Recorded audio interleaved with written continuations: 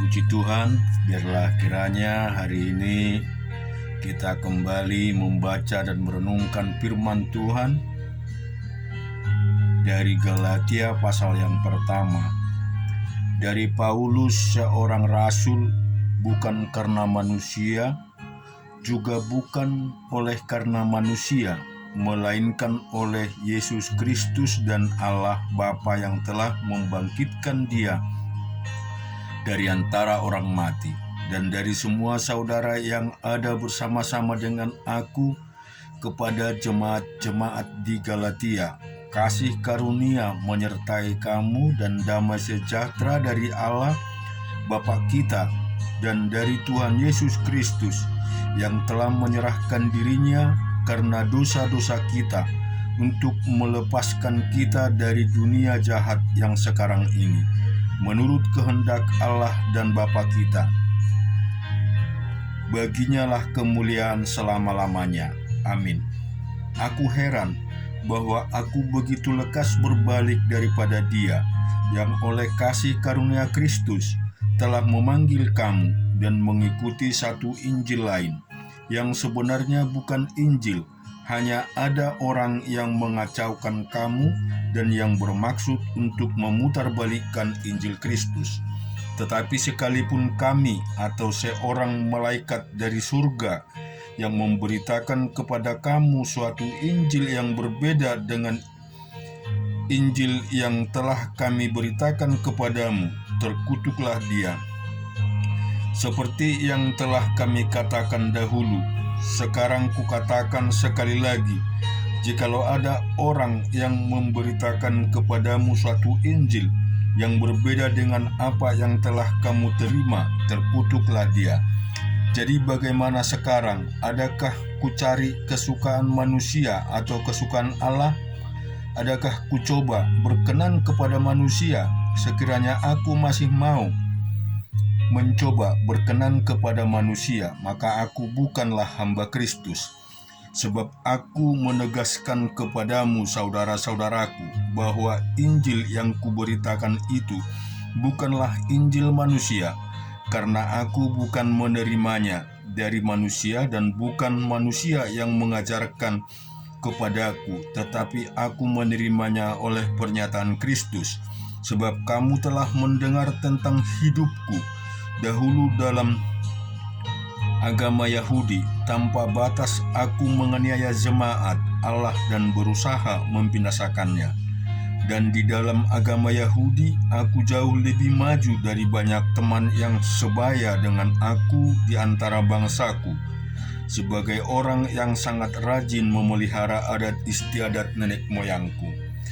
Tetapi waktu Ia yang telah memilih aku sejak kandungan ibuku dan memanggil aku oleh kasih karunia-Nya, berkenan menyatakan anaknya di dalam aku, supaya aku memberitakan Dia di antara bangsa-bangsa bukan Yahudi.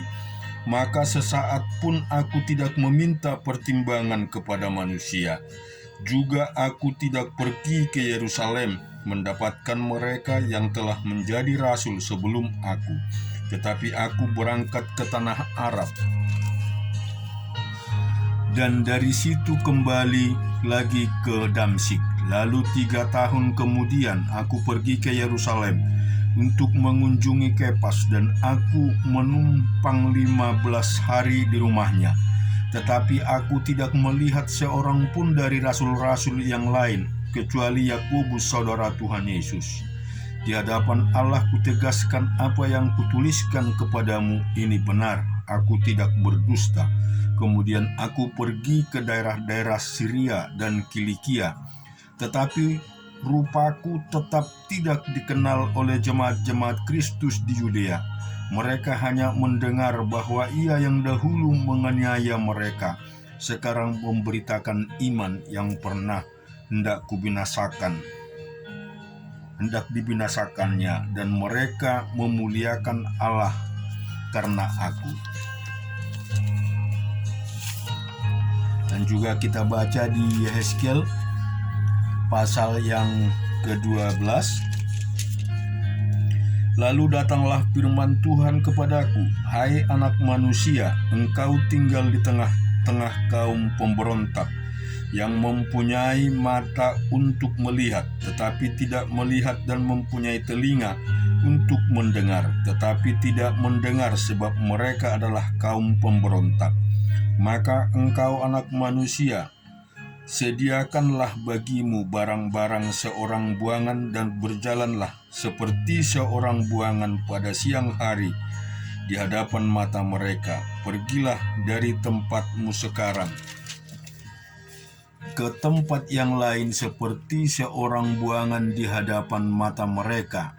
Barangkali mereka akan insaf bahwa mereka adalah kaum pemberontak. Bawalah barang-barangmu itu keluar seperti barang-barang seorang buangan pada siang hari di hadapan mata mereka. Dan engkau sendiri harus keluar pada malam hari di hadapan mata mereka, seperti seorang yang harus keluar dan pergi ke pembuangan.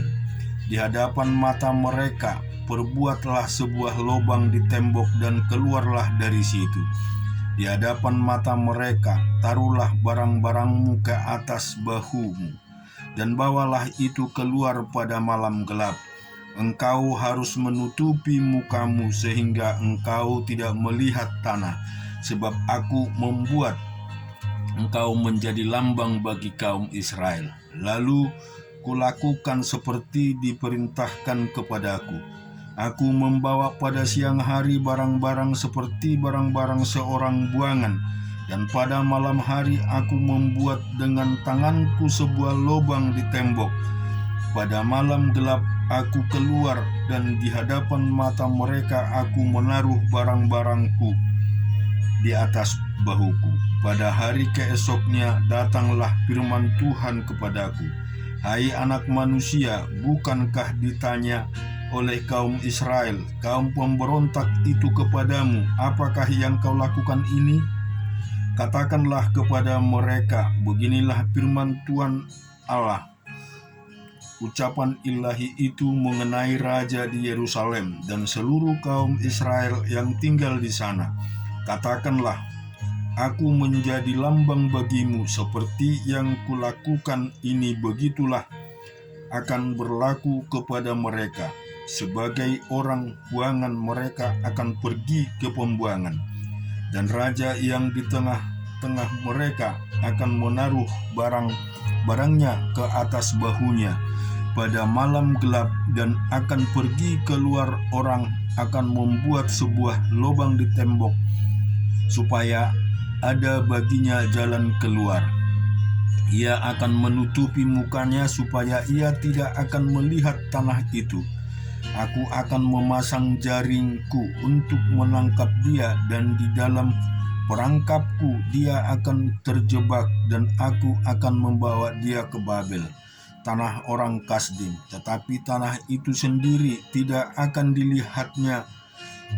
Ia akan mati di sana, dan semua yang di sekitarnya, para pembantunya dan bala tentaranya, akan kuhamburkan ke semua mata angin, dan aku akan menghunus pedang dari belakang mereka.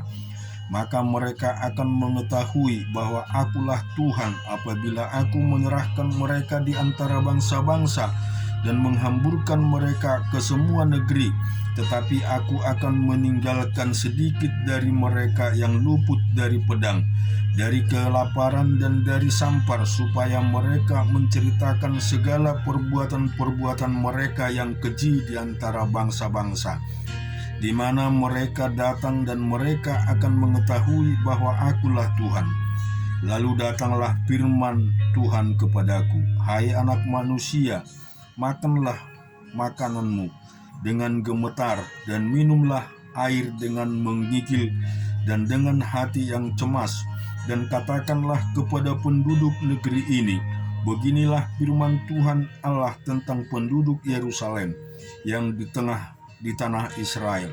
Mereka akan makan makanannya dengan hati yang cemas, dan minum air dengan hati yang gundah gulana, supaya tanah mereka menjadi sunyi sepi, lantaran isinya sudah lenyap oleh karena kekerasan yang dilakukan oleh semua yang tidak di sana.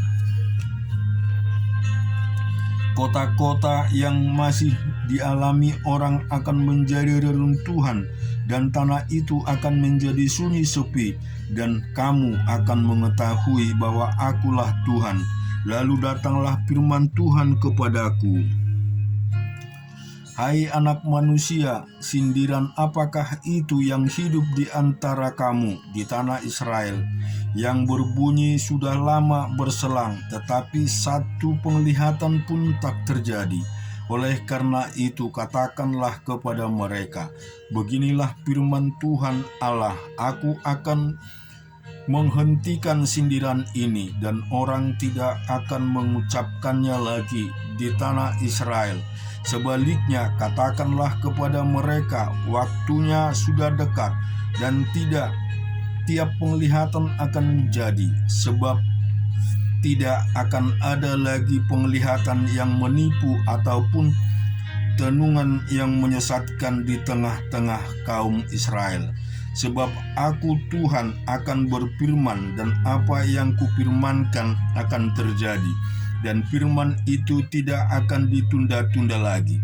Sebab pada masa hidupmu, hai kaum pemberontak, Aku akan mengucapkan suatu firman, dan Aku akan menggenapinya. Demikianlah firman Tuhan Allah. Lalu datanglah firman Tuhan kepadaku.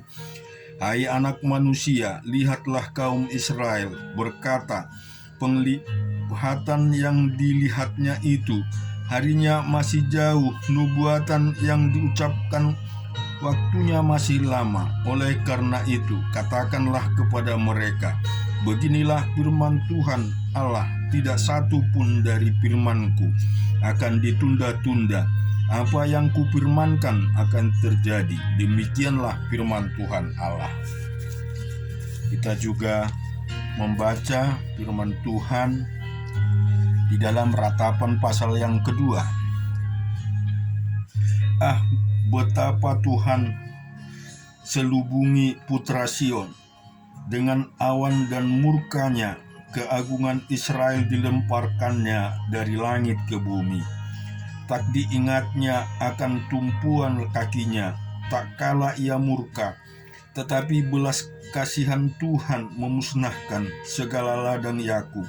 Ia menghancurkan dalam amarahnya benteng-benteng putri Yehuda. Ia mencampakkan ke bumi dan mencemarkan kerajaan dan pemimpin-pemimpinnya dalam murka yang menyala-nyala.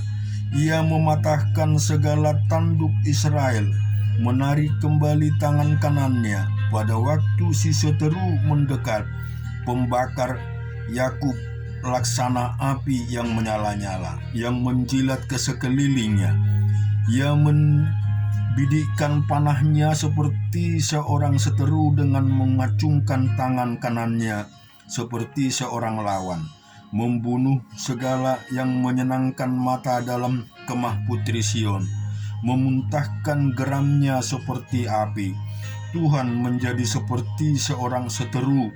Ia menghancurkan Israel, meremukkan segala purinya, mempuingkan benteng-bentengnya, memperbanyak susah dan kesah pada putri Yehuda. Ia melanda kemahnya seperti kebun, menghancurkan tempat pertemuannya. Di Sion Tuhan menjadikan orang lupa akan perayaan dan sahabat, dan menolak dalam kegeraman murkanya raja dan imam. Tuhan membuang mesbahnya, meninggalkan tempat kudusnya, menyerahkan ke dalam tangan seteru tembok puri-purinya. Teriakan ramai mereka dalam bait Allah, seperti keramaian pada hari perayaan jemaah. Tuhan telah memutuskan untuk mempuingkan tembok putri Sion. Ia mengukur semua dengan tali pengukur. Ia tak menahan tangannya untuk menghancurkannya. Ia menjadikan berkabung tembok luar dan tembok dalam mereka merana semua. terbenam gapura-gapuranya di dalam tanah. Tuhan menghancurkan dan meluluhkan palang-palang pintunya. Rajanya dan pemimpin-pemimpinnya berada di antara bangsa-bangsa asing. Tak ada petunjuk dari Tuhan, bahkan nabi-nabi tidak menerima lagi wahyu daripadanya. Duduklah tertengung di tanah para tua-tua putri Sion. Mereka penabur abu di atas kepala dan mengenakan kain kabung darah Yerusalem, menundukkan kepalanya ke tanah. Mataku kusam dan air mata remuk redam hatiku. Hancur habis hatiku karena reruntuhan putri bangsaku, sebab jatuh pingsan kanak-kanak dan bayi di lapangan-lapangan kota. Kepada ibunya mereka bertanya, mana roti dan anggur, sedang mereka jatuh pingsan, seperti orang yang gugur di lapangan-lapangan kota. Ketika menghembuskan napas pengakuan ibunya, apa yang dapat kunyatakan kepadamu, dengan apa aku dapat menyamakan engkau, ya putri Yerusalem? Dengan apa aku dapat membandingkan engkau untuk dihibur, ya Dara putri Sion? Karena luas bagaikan laut reruntuhmu, siapa yang akan memulihkan engkau? Nabi-nabimu melihat bagimu penglihatan yang dusta dan hampa. Mereka tidak menyatakan kesalahanmu guna memulihkan engkau kembali. Mereka mengeluarkan bagimu ramalan-ramalan yang dusta dan menyesatkan, sekalipun orang yang lewat bertepuk tangan karena engkau. Mereka bersuit-suit dan menggelengkan kepalanya, mengenakan putri Yerusalem. Inikah kota yang disebut orang kota yang paling indah, kesukaan dunia semesta? Terhadap engkau semua seterumu mengangangkan mulutnya. Mereka bersuit-suit dan menggertakkan gigi. Kami telah memusnahkannya, kata mereka. Nah, inilah harinya yang kami nanti-nantikan. Kami mengalaminya, kami melihatnya. Tuhan telah menjalankan yang dirancangkannya. Ia melaksanakan yang difirmankannya, yang diperintahkannya dahulu kala. Ia merusak tanpa belas kasihan. Ia menjadikan si seteru senang atas kamu. Ia meninggikan tanduk lawan-lawanmu. Berteriaklah kepada Tuhan dengan nyaring. Hai putri Sion, cucurkanlah air mata bagaikan sungai siang di malam. Jangan kau berikan dirimu istirahat. Janganlah matamu tenang. Bangunlah, mengeranglah pada malam hari, pada permulaan giliran jaga malam. Curahkanlah isi hatimu bagaikan air di hadapan Tuhan. Angkatlah tanganmu kepadanya demi hidup anak-anakmu yang jatuh pingsan karena lapar di ujung-ujung jalan. Lihatlah Tuhan dan tiliklah kepada siapakah engkau telah berbuat ini. Apakah perempuan harus makan anak kandungnya, anak-anak yang masih dibuai? Apakah dalam tempat kudus Tuhan harus dibunuh imam dan nabi, terbaring di debu jalan, pemuda dan orang tua, darah-darahku dan teruna-terunaku gugur oleh pedang. Engkau membunuh karena tak kala engkau murka, tanpa belas kasihan engkau menyembelih mereka. Seolah-olah pada hari perayaan engkau mengundang semua yang kutakuti dari sekeliling. Tak kala Tuhan murka, tak ada seorang yang luput dari selamat. Mereka yang kubuai dan kubesarkan dibinasakan seteru. Kita juga merenungkan di dalam 2 Samuel pasal yang ke-21. Dalam zaman Daud terjadilah kelaparan selama 3 tahun berturut-turut. Lalu Daud pergi menanyakan petunjuk Tuhan.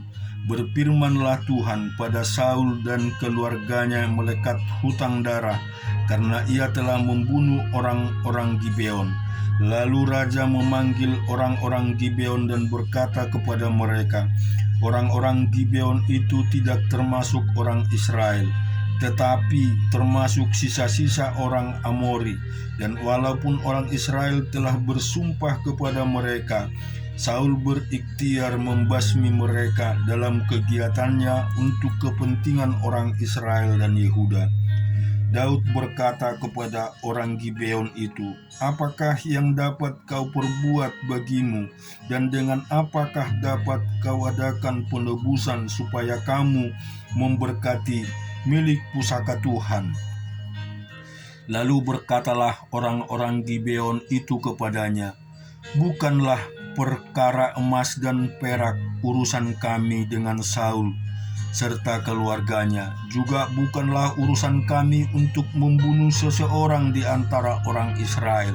Tetapi kata Daud, apakah yang kamu kehendaki akan kuperbuat bagimu? Sesudah itu berkatalah mereka kepada raja, dari orang yang hendak membinasakan kami dan yang bermaksud memunahkan kami, sehingga kami tidak mendapat tempat dimanapun di daerah Israel, biarlah diserahkan 7 orang anaknya laki-laki kepada kami, supaya kami menggantung mereka di hadapan Tuhan di Gibeon, di bukit Tuhan.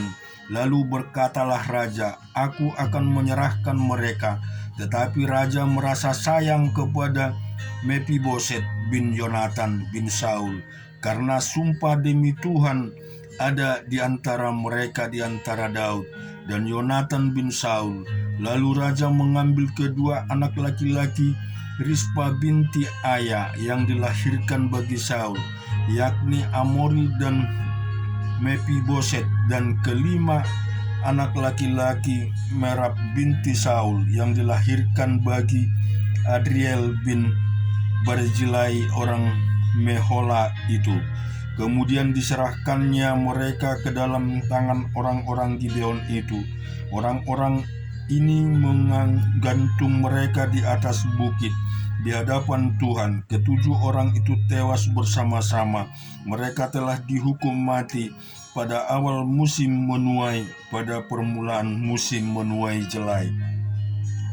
Lalu Rispa binti Aya mengambil kain karung dan membentangkan bagi dirinya di atas gunung batu dari permulaan musim menuai sampai tercurah air dari langit ke atas mayat mereka.